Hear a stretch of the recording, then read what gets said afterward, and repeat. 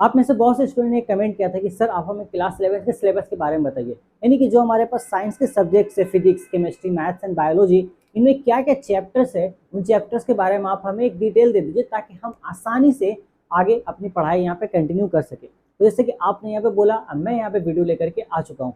सो आज का हमारा वीडियो होने वाला है प्रॉपर डेडिकेटेड वीडियो है केमिस्ट्री सिलेबस के बारे में। हम लोग डिटेल में जानने की कोशिश करते हैं और पूरा ओवरव्यू लेंगे यहाँ पर कि किस तरीके से आपको क्या क्या चैप्टर्स पढ़ने हैं क्लास 11th के केमिस्ट्री में। इसके बाद हमारे इस सीरीज को हम कंटिन्यू करते हुए आगे और भी सब्जेक्ट्स के ऊपर हम यहाँ पे वीडियो लेकर के आएंगे। सो यारो, welcome all of you to our new channel modern पढ़ाई क्लास 11th एंड 12th। जैसे आप सभी को पता है, हमने ये नया चैनल बनाया है और ये नया चैनल पर हमारा ये पहला वीडियो डल रहा है क्लास 11th से रिलेटेड। और इस चैनल पर हमारा प्रॉपर सिर्फ क्लास 11th एंड 12th के कंटेंट ही आएंगे।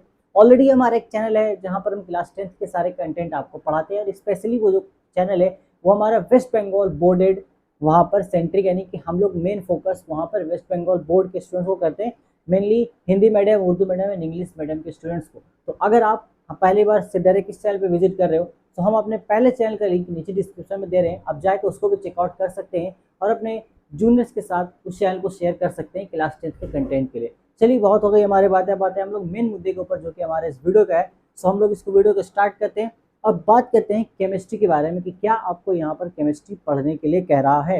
आइए देखते हैं, हम लोग एक करके जानते हैं। देखो, सबसे पहला चीज मैंने आपको पहले ही बता रखा है, केमिस्ट्री आपका मेनली 3 पार्ट्स में डिवाइडेड है। ओके, सो केमिस्ट्री आपको जो 3 पार्ट्स में डिवाइडेड है, पहला पार्ट हमारा यहाँ पर फिजिकल केमिस्ट्री है, सेकेंड पार्ट हमारा ये इनऑर्गेनिक केमिस्ट्री है, उसके बाद हमारे पास ऑर्गेनिक केमिस्ट्री आएगा। अब देखते हैं हर एक पार्ट्स में क्या क्या चैप्टर्स आपको दिए गए हैं। सबसे पहला आपके पास यहाँ आपको मिलेगा फिजिकल केमिस्ट्री। अब देखो, फिजिकल केमिस्ट्री ओवरव्यू लेते हैं। फिजिकल केमिस्ट्री क्या है हमारा? फिजिकल केमिस्ट्री मेनली आपको न्यूमेरिकल पोर्शन यानी कि कैलकुलेशन वाले पार्ट से थोड़ा सा ये हमारा डील करता है। यहाँ पर ही आपको न्यूमेरिकल्स देखने को मिलेंगे केमिस्ट्री में, जितने भी न्यूमेरिकल्स आपको देखने को मिलेंगे। और हम लोग यहाँ क्या पढ़ने वाले हैं, मेनली हम लोग यहाँ पर डिस्कवरी से रिलेटेड बहुत सारी बातें पढ़ेंगे।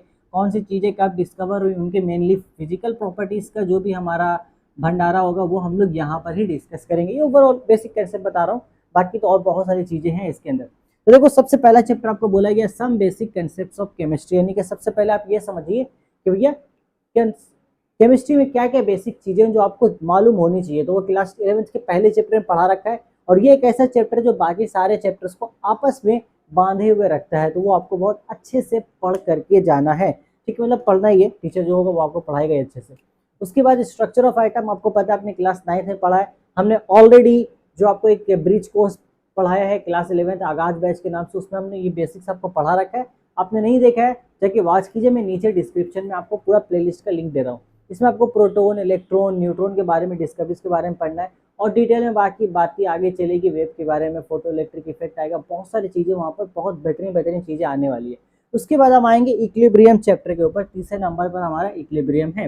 इक्विलिब्रियम आगे चल के 2 हिस्सों में डिवाइड हो जाता है। एक हमारा होता है केमिकल इक्विलिब्रियम, एक हमारा होता है आयोनिक इक्विलिब्रियम। नाम से ही पता है, केमिकल इक्विलिब्रियम में सिर्फ केमिकल्स के बारे में रिलेटेड बातें होंगी और आयोनिक इक्विलिब्रियम में सिर्फ आयन से रिलेटेड हमारी बातें होने वाली हैं। ठीक है, चौथा हमारा ये एकदम बिल्कुल नया होगा, ये आपसे फैमिलियर चैप्टर है। ठीक है, ये बिल्कुल आपके लिए नया होने वाला है। थर्मोडायनेमिक्स आपके लिए बिल्कुल नया होगा, इसके आपको कोई नॉलेज नहीं है, बट लेकिन मतलब बहुत मजेदार चैप्टर है, आगे चल के हम लोग देखेंगे इसको। स्टेट्स ऑफ मैटर आपका फैमिलियर चैप्टर है। आप ऑलरेडी क्लास 10th में बिहेवियर ऑफ गैस नाम का चैप्टर पढ़ के आए हो, या फिर आपने गैस लॉज वगैरह पढ़ा होगा, Boyle's law, Charles law, Avogadro's law, kinetic theory of gas, ideal gas, real gas, वो चीज़ आपने पढ़ रखी है, बेसिक सी चीज़ें। वही चीज़ें यहाँ पर आपको देखने को मिलेगी बहुत ज़्यादा डिटेल में इस चैप्टर में। तो ये हमारा पोर्शन था फिजिकल केमिस्ट्री का जो कंप्लीट हुआ। आगे हम देखते हैं यहाँ पर अब अपना इनऑर्गेनिक में। सो इनऑर्गेनिक में भी स्टार्टिंग के 2 चैप्टर्स आपके फैमिलियर चैप्टर है। पीरियोडिक टेबल आप ऑलरेडी पढ़ चुके हो, इसे यहाँ पर और अच्छे से यहाँ पर कहानी चलेगी और डिटेल में। फिर उसके साथ ही केमिकल बॉन्डिंग आप थोड़ा बहुत पढ़ चुके हो, यहाँ पर और डिटेल में आप पढ़ने वाले हो अभी। ये जो बाकी नीचे है ये बिल्कुल आपके लिए नए हैं, क्योंकि इसके बारे में कोई भी नॉलेज नहीं है। सो काफ़ी मजा आएगा इसको पढ़ने में। रिडॉक्स रिएक्शन मेरे हिसाब से मुझे one of the easiest chapter लगता है इनऑर्गेनिक केमिस्ट्री में। ठीक है, ओके। अब बात करते हैं हाइड्रोजन के बारे में। पूरा पढ़ना, वही जो हाइड्रोजन गैस हमारे पास है उसके बारे में हमें हर तरह का प्रॉपर्टीज पढ़ना है, फिजिकल प्रॉपर्टीज, केमिकल प्रॉपर्टीज, वो कैसे प्रिपेयर होता है, कहाँ पाया जाता है, क्या उसके फायदे हैं, क्या नुकसान हैं, वो सारी चीज़ें हमें इसमें ओवरऑल पढ़ना। उसका मॉलिक्यूलर लेवल पे क्या स्ट्रक्चर है, एटॉमिक स्ट्रक्चर, सब हमें यहाँ पे देखना होगा। Then S block and P block देखेंगे। सो पीरियोडिक टेबल में आपको याद होगा कि पूरे पीरियोडिक टेबल को 4 ब्लॉक में बांटा गया है, S, P, D and F. तो आपको यहाँ पर एस ब्लॉक में जो पहला 2 ग्रुप आता है, 1 एंड सेकंड ग्रुप आपका एस ब्लॉक में आता है, ये 2 ग्रुप आपको पूरा पढ़ना है क्लास 11th में। अब पी में आपको ना थोड़ा ज़्यादा आता है, यहाँ पर क्या है ग्रुप 13 से लेके ग्रुप 18 तक आता है, बट आपको पूरा 11th में नहीं दिया गया, वरना बहुत बड़ा सिलेबस हो जाता है। यहाँ पर आपको सिर्फ ग्रुप 13 पढ़ना है, ग्रुप 14 आपको, यानी कि सिर्फ 2 ग्रुप आपको पी ब्लॉक में यहाँ पढ़ लेने, बाकी वो पूरा आपको 12th में आएगा। बाकी डीएनएफ काफ़ी छोटा है, वो पूरा का पूरा आपको 12th में देखने को मिलेगा। क्लियर है? अब आ जाते हैं हम लोग ऑर्गेनिक केमिस्ट्री में। अच्छा, इससे पहले ये बता देते हैं इनऑर्गेनिक केमिस्ट्री बेसिकली किन चीज़ों से डील करता है, इसका मेन मोटिव क्या है इस चीज़ों का। देखो, इनऑर्गेनिक केमिस्ट्री मेनली आपका डील करता है फैक्ट से, तो जो भी चीज़ें यहाँ पर हकीकत में है, जो एक्चुअल एग्जिस्ट करते हैं, तो इसमें हम लोग कुछ नहीं कर सकते हैं। जो भी मेमोरीज आपको जो डाटा मिलेगा वो आपको याद कर लेना होगा। फैक्ट्स हम लोग सिंपली बोल सकते हैं डाटा में मिलने वाला वो अपने आप को याद करना होगा। और एक चीज़ यहाँ पर हमारे पास एक्सेप्शन बोल के बहुत सारी चीज़ें आएंगी।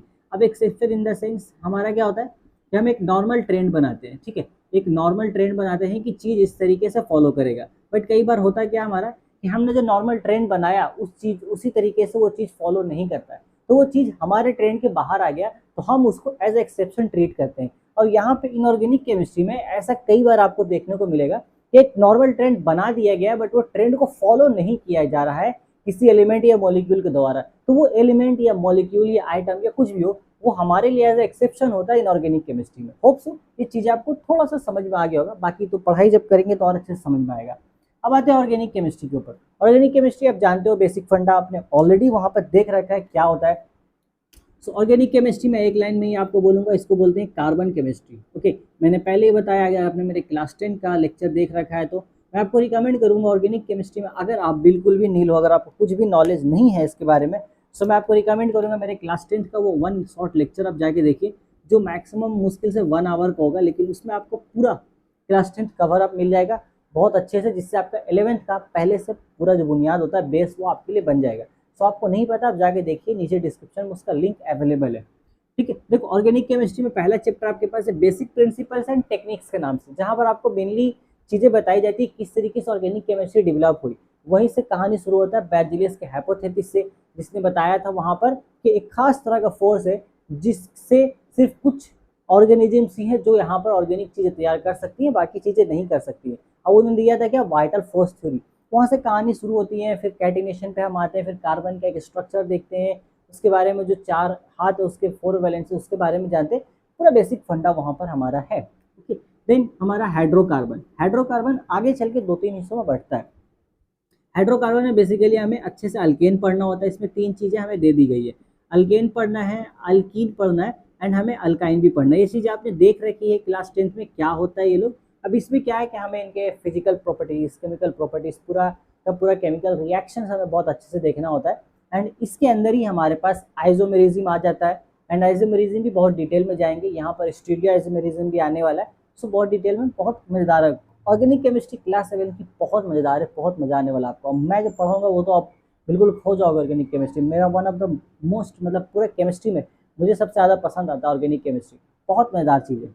एंड देन एक चीज़ हमारा यहाँ पर था इन्वायरमेंटल केमिस्ट्री, जो मैंने इसी सेक्शन में डाल दिया।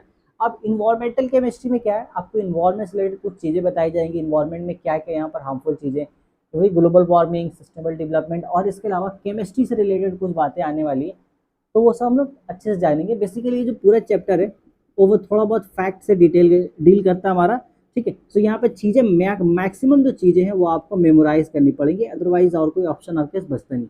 बाकी सब तो हम लोग अच्छे से समझ के पढ़ के चलेंगे। सो होप सो ये चीज़ें आपको पूरा सिलेबस एक अच्छे से समझ में आ गया होगा। बाकी आपको पूरा सिलेबस इन डिटेल जानना है कि क्या क्या टॉपिक्स है चैप्टर्स के अंदर, और क्या यहाँ पर मार्क्स आपका दिया गया है चैप्टर वाइज, उसके लिए आप जा करके हमारे मॉडर्न पढ़ाई एप्लीकेशन पर पीडीएफ डाउनलोड कर सकते हो। मैं पूरा सिलेबस का पीडीएफ वहाँ अपलोड कर देता हूँ। आप जाइए एप्लीकेशन को इंस्टॉल कीजिए, वहाँ लाइब्रेरी वाले सेक्शन में जाइए, और वहाँ पे एक फोल्डर बना होगा आपका क्लास 11 सिलेबस के नाम से, उसके अंदर आपको ये पीडीएफ अवेलेबल हो जाएगा, ठीक है। चलिए बस आज की वीडियो में बस इतना ही। अब बहुत जल्द हम लोग मिलते हैं अपने नेक्स्ट वीडियो में, जहाँ पर हम बात करेंगे फिजिक्स के सिलेबस के बारे में काफ़ी अच्छे से, काफ़ी डिटेल में। तब तक आप अच्छे से पढ़ाई करते रहें। Take care, till then goodbye and all the best for future study.